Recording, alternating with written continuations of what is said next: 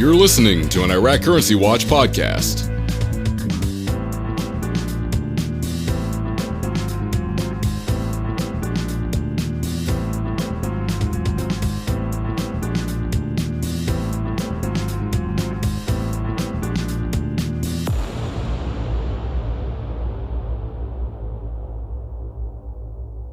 Here's Marcus Curtis and Sam I Am.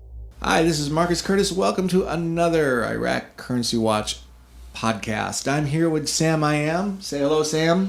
Hello, Sam. All right, now what we're going to do is talk... That was so corny of me. Sorry about that. That's all right. Well, we're going to talk about the misconceptions of the dinar today. And this will include why a massive revaluation is not possible. And we're talking about the many lies that are told to prop this thing up as an investment instead of a currency scam. Okay? So we'll start off like this. Sam, why don't you tell us how you came to the realization that the dinar was not going to revalue? Well, I got to give you a little background before I get into all of the mechanics of the scam and economics and everything. When I came into this thing, I knew nothing about currency speculation, and basically it was a matter of this thing happened before and it's going to happen again, and I don't want to be left out. So I jumped in and bought without really doing any research, without understanding what it was that I was investing in. Warren Buffett, who's probably the most successful investor in history, he says that he doesn't invest in things he doesn't understand. And I think that's pretty good advice. I didn't understand this thing when I got into it, and that's why I got into it to the extent that I did. I listened to a lot of gurus. I read a lot of things that they were saying on forums. And I kept hearing about revaluation. And as I think back, I don't remember anybody ever explaining what a revaluation is. They just said they're going to revalue. Kuwait revalued.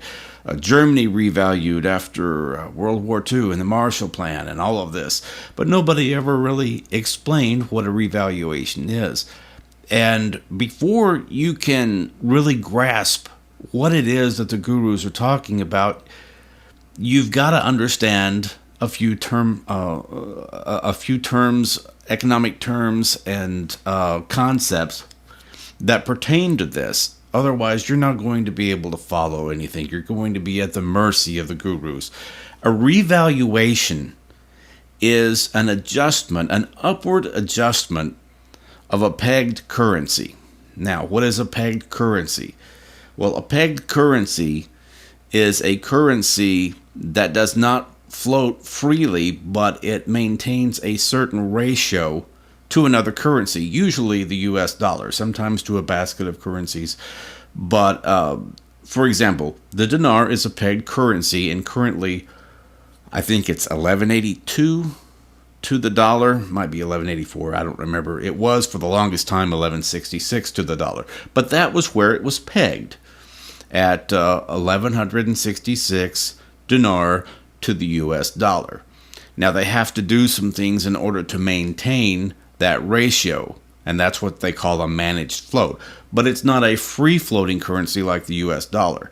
There aren't that many free floating currencies out there. Most currencies in the world are pegged to some other currency. The US dollar floats freely, the Canadian dollar, the Aussie dollar, the euro, the yen.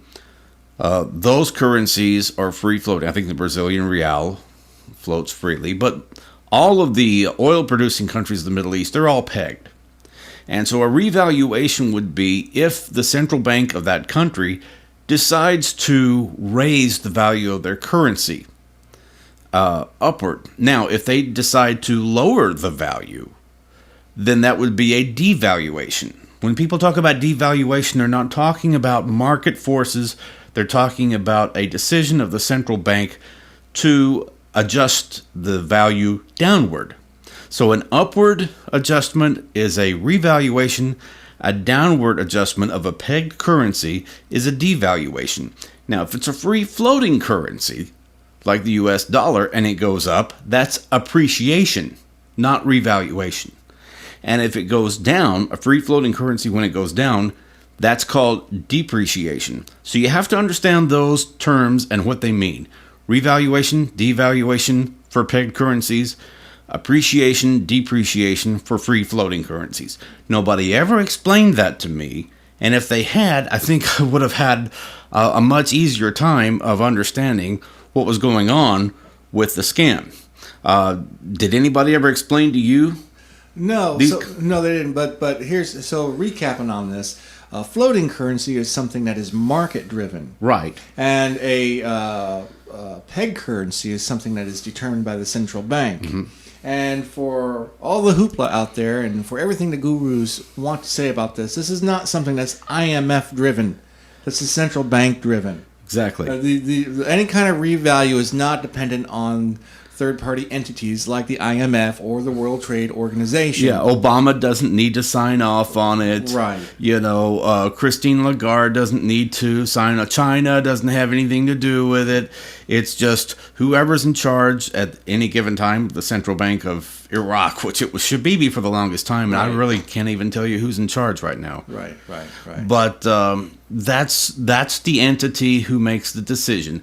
And historically, revaluations have been small adjustments of usually less than 1%, sometimes 2-3%, but they're small adjustments that are made either as a result of inflation or changes in the rate of inflation, or sometimes, as it was the case with China, they're due to political influence, political pressure. China, for the longest time, was keeping their currency undervalued, and they received political pressure from the United States to raise the value of their currency because they weren't playing fair Right. in international trade. And that's an important point to point out, because if the currency value is lower than the other currencies out there, you have an advantage in trade, and that advantage is through exports. Mm-hmm. Businesses will export more from your country if your currency value is lower.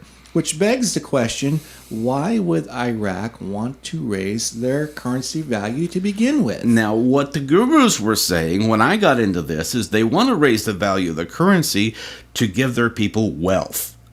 They want to restore the prosperity to Iraq by raising the value of the currency to where it used to be, which makes no sense at all. It doesn't. And you know why? It's because when you dramatically raise the value of the currency, any peg currency like that, it's the equivalent of dumping money into the money supply, massive amounts. Because what you're doing is you're raising the value of that currency with the same currency supply. It's the same thing as overprinting. You have the same effect. What kicks in as a result is hyperinflation, and it destroys the currency. It doesn't make anybody wealthy. It makes them poorer. Right.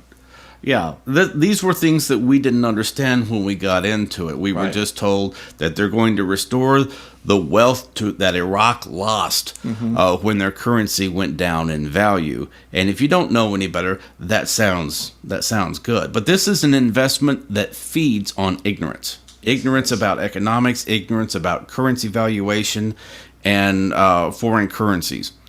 So let me just run through a litany of things that I had to work through in order to understand why this is a scam. Okay. When I started as a member of a Dinar forum, reading all of the things people were saying, I had to try and understand how they could pull this off. How is Iraq going to revalue their currency, support a value high enough to make me rich? Okay, to make me millions of dollars. Mm-hmm. I know it sounds crazy now, but at the time, it sounded feasible, and I was trying to work through all of this. Hindsight's always 20/20. Yeah. The first thing that I had to try to come to terms with was the money supply. Because I understand math good enough to know that you have to have a money supply amount and a currency or a commodity or something backing that currency in order to justify it. In other words, when we were on the gold standard, we had to maintain a ratio of gold to our money supply in order to justify the worth of the dollar. Okay, you couldn't back $10 trillion with $50 billion worth of gold. You had to have a ratio that was sufficient to warrant that value. So this is what I was trying to figure out for Iraq.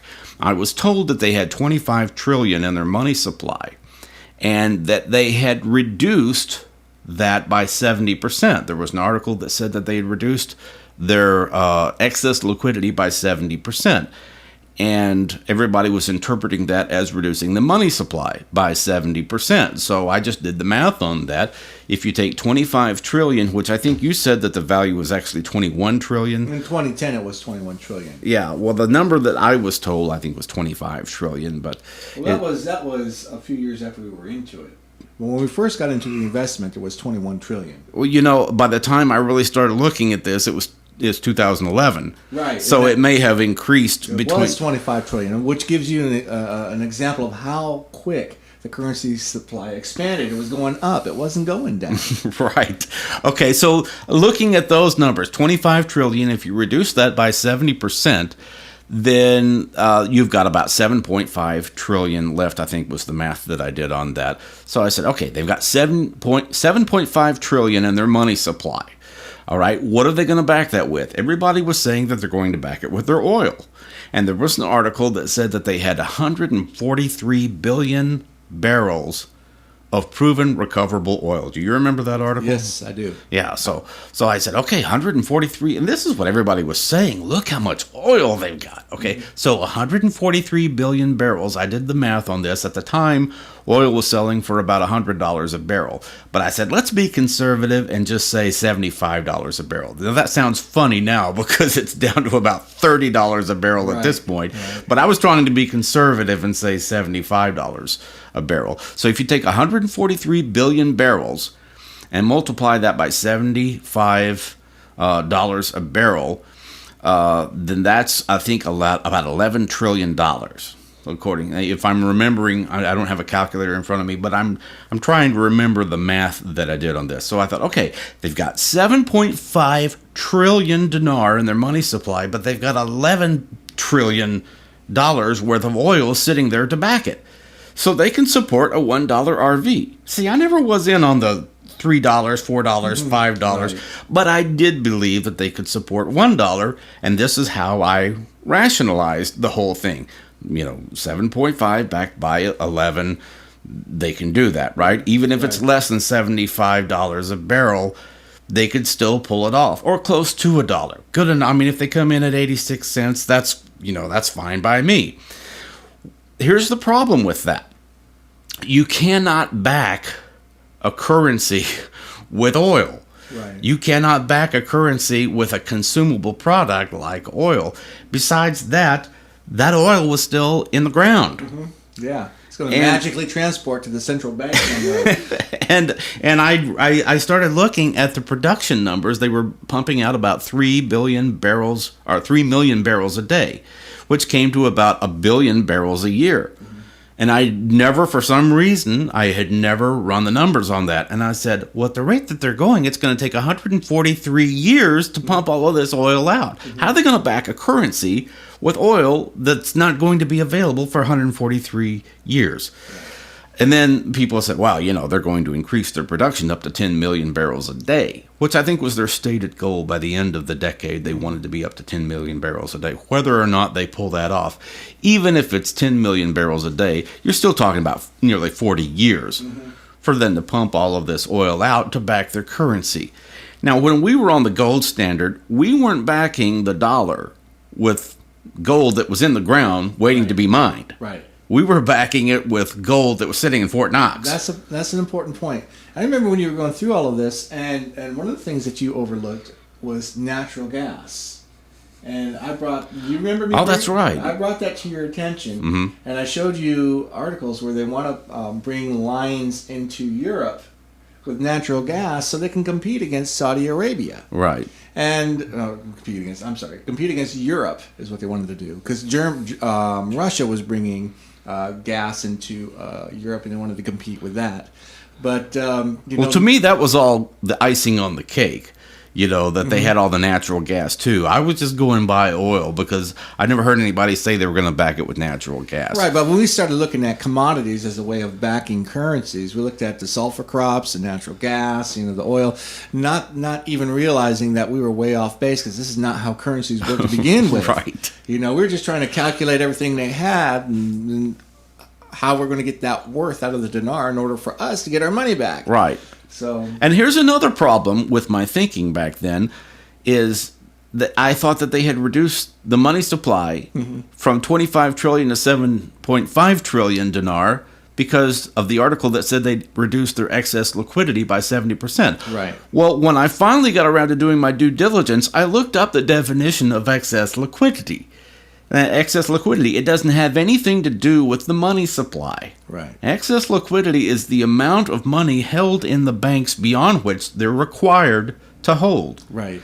So if a bank is, or a bank, central bank, or whatever, is, well, let's just say 1 million. If they're required to hold 1 million units of their currency, and they've got 1.5 million units, then they have 500,000 in excess liquidity. Right. It's based on their reserves. It's like if you put $1 million in the bank, and they are required to have a 10% reserve. That means they have to keep $100,000 in reserve, and then they can loan out the other 900,000. Anything above that 100,000 that they have in their possession is excess liquidity. Right. So let's just throw a number out there. Let's say that Iraq's banks had to have $1 billion sitting there in their banking structure, in their banking system, and they actually had $2 billion worth of dinar,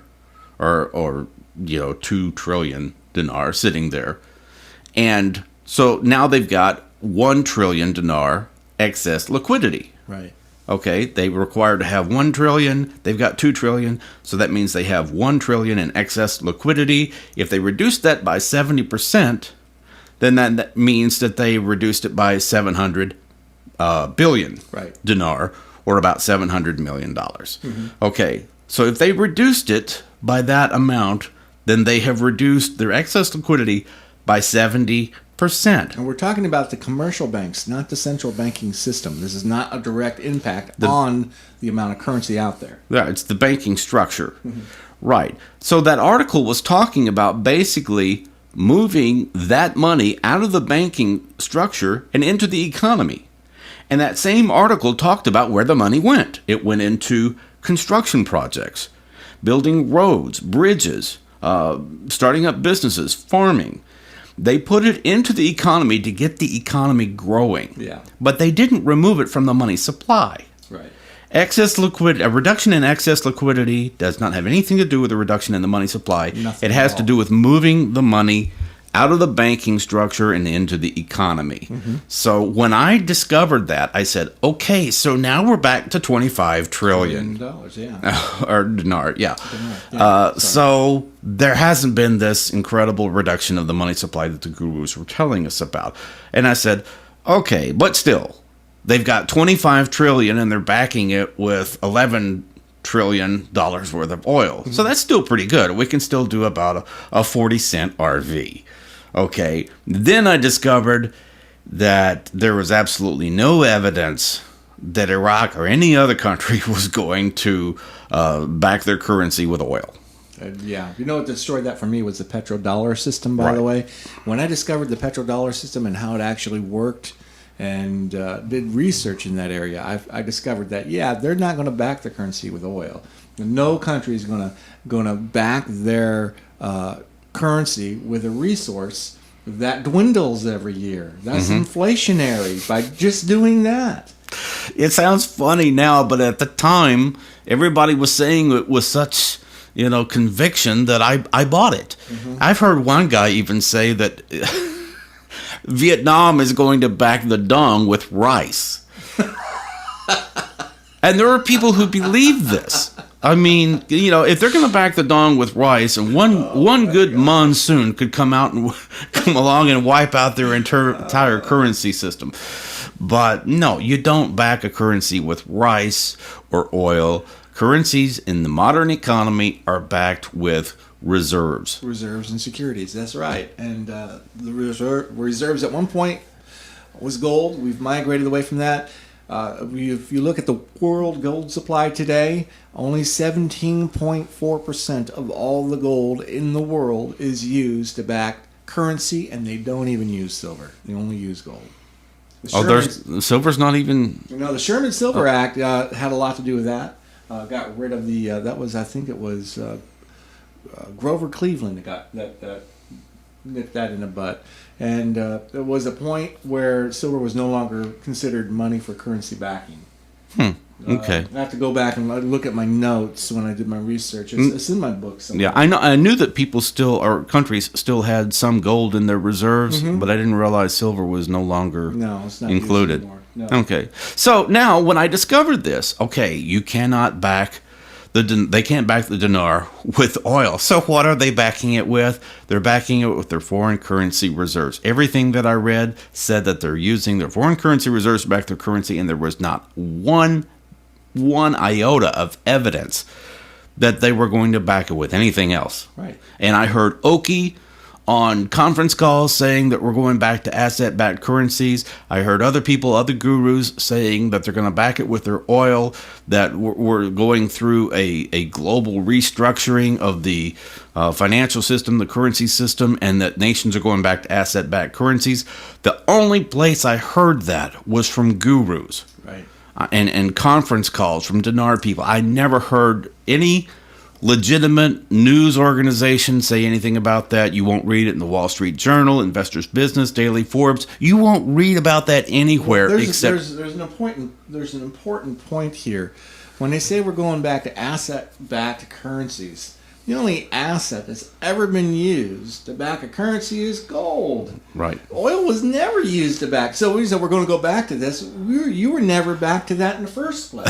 This has got to be something entirely new. Currency was never backed by oil. Even the petrodollar system is not a true backing of currency. Right. Yeah. It's just a system of maintaining the value of the dollar on the foreign exchange. Right. Using oil to do it. Right. Don't go away. We'll be right back.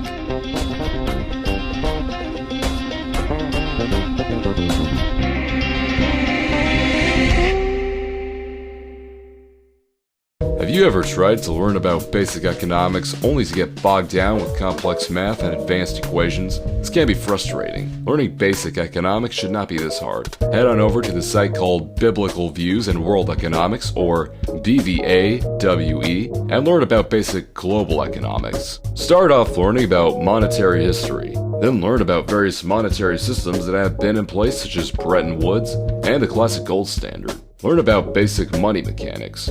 What causes inflation? How is the global money supply expanded and contracted? What is fractional reserve banking? All of these topics and more are answered with easy-to-understand basic layman's terms. This site is brought to you by the same person who brought you Iraq Currency Watch. The Biblical Views section covers modern Christian traditions that are not found in Scripture. It covers areas where the Bible has been taken out of context by the modern church. It provides arguments against subjects like tithing and the prosperity gospel. This site is more about the function of money than it is about Christianity. There are some principles that Christians believe about money that actually have no scriptural basis whatsoever. So check out Biblical Views in World Economics today and learn how money really works. The Word of Faith movement has impacted Christianity like few movements in the history of the church, and yet it is one of the most misunderstood and misrepresented movements as well. To help people learn more about the truth of Word of Faith teaching, Rod Saunders has written an exhaustive book on the subject entitled Defending the Faith, Word of Faith Apologetics. Based on his extensive history in the movement and over 30 years of research, Defending the Faith addresses many of the misconceptions that people have concerning things like confession, physical healing, the atonement, and financial prosperity. Now available at Amazon.com's Kindle publications, Defending the Faith takes on the often misleading rhetoric and assertions of opponents of the faith message with a balanced scriptural approach to these subjects and more. Don't be misled, get the other side of this story from someone who's been there. Defending the Faith, available today at Amazon and your favorite ebook retailers. If you listen to radio or watch TV, you may have heard commercials that started like this. We predicted the 2008 meltdown. Or they may add, We predicted the housing bubble in 2008 and the dot-com bubble. these statements are designed to make you think that the people represented in the advertisement are financial experts. The commercial may claim that the advertiser has successfully navigated through a series of bad economic events and brought wealth to many people. The next statement is typically something like this, The Federal Reserve is printing too much money. which is followed by, A collapse of the dollar is coming. sometimes this can be followed by, This collapse will make the Great Depression look like a recession. and the next statements are typically, How will you prepare for this financial collapse? How prepared are you for the collapse of the dollar? and now the sales pitch begins. Not only can you avoid the pitfalls of the coming economic collapse, but you can actually profit from it. And from here, the product is pitched. And sometimes they offer you a free guide. This is so they can get your mailing address or email address. And once they have those things, you are bombarded with even more propaganda. The conspiracy theory used to sell these products states that there will be a global currency reset. The dollar will crash overnight and it will be immediately replaced. Is there any truth to this? Read the book by Marcus Curtis called The Truth About the Coming Global Currency Reset and get the facts behind the hype. It is available on Amazon, Smashwords, and other ebook retailers. Learn the truth behind the global currency reset and put your fears to rest. You are listening to an Iraq Currency Watch podcast. Stay tuned for more.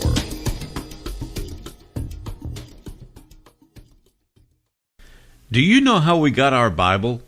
Are you a Christian who needs a better understanding of Bible doctrines? Would you like to be better prepared to respond to atheists, agnostics, or people who reject the authority of God's Word? JewandGreek.com is a Christian apologetics site designed to help believers to equip themselves in defending their faith. With dozens of links to Bible study resources, the history of the church and the Bible, and hundreds of pages on denominations, cults, and Christian theology in a charismatic-friendly environment, Jew and Greek will provide you with all that you need to fully establish yourself in the essential truths of God's Word and prepare for spiritual warfare. The Bible tells us to study to show ourselves approved unto God. So visit JewandGreek.com today and get informed.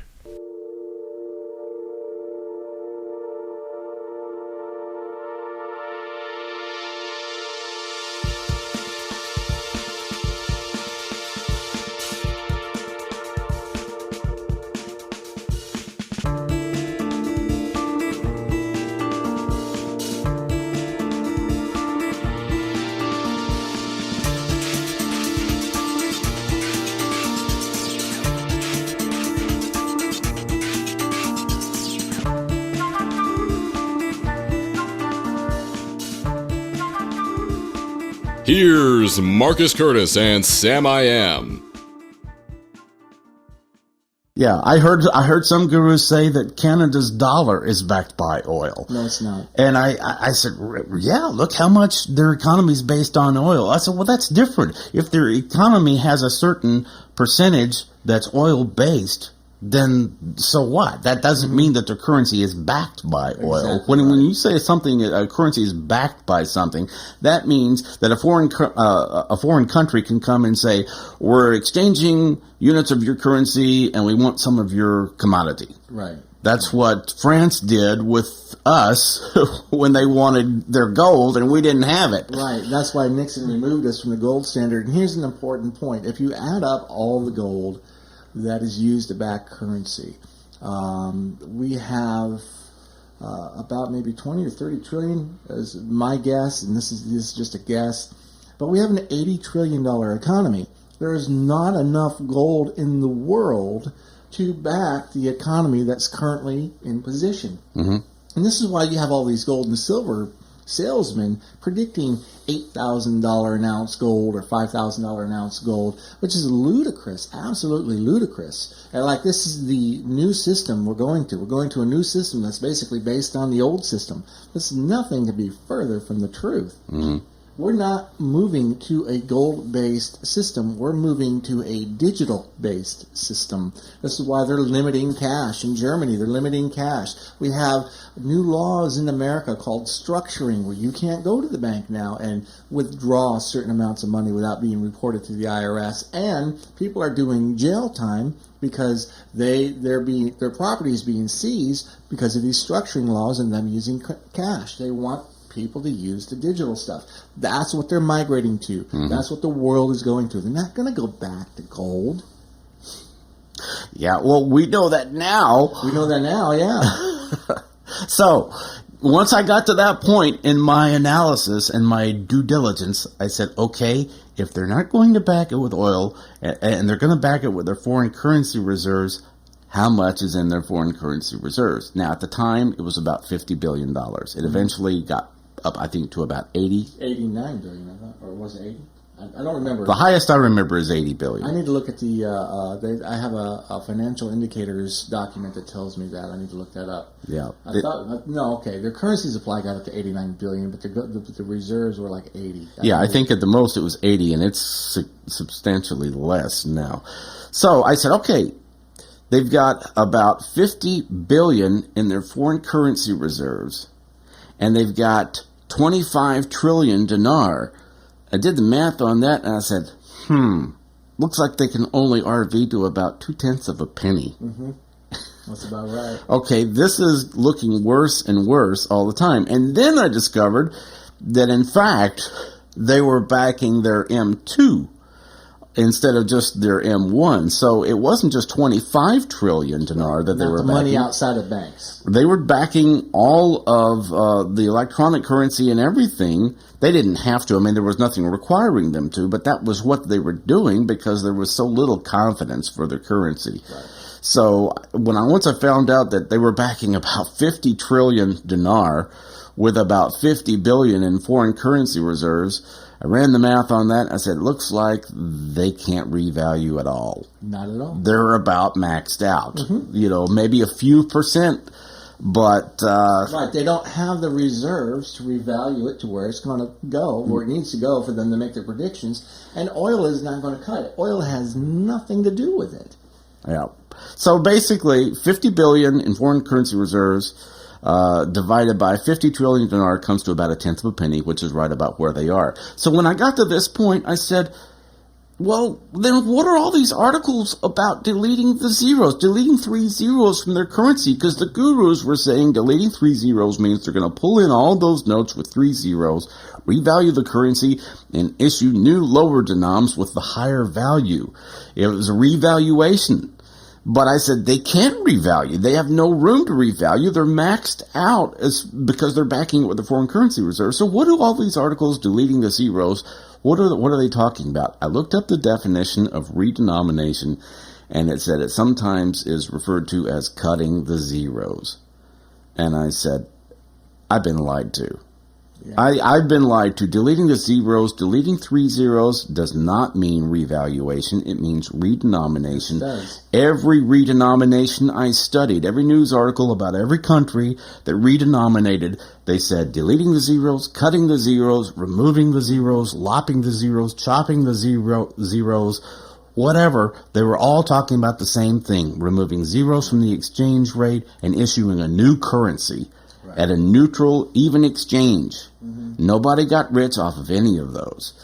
And the gurus were misrepresenting those articles about deleting the zeros. Purposely. Yeah. Purposely, yes. Because, I think you at one point were convinced that deleting 3 zeros meant revaluation. Right. Not everybody necessarily was intentionally misleading people. A lot of people got caught up in the misinformation. Well, let me tell you why I believe that.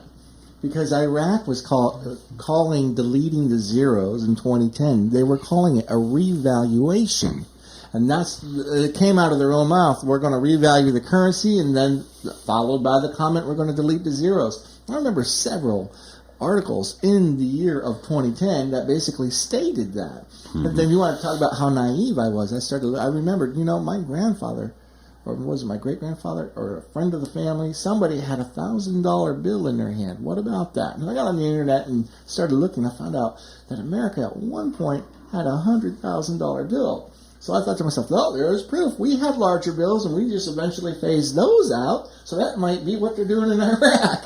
Boy, was I clueless. Yeah, but Absolutely. they didn't phase those out because of hyperinflation. No, they phased those out because they had a banking structure, and those larger bills were only used in between banks to facilitate transactions. Right, and once the electronic currency system came along, they were no longer needed. And they got rid of them. Yeah, but we weren't told that.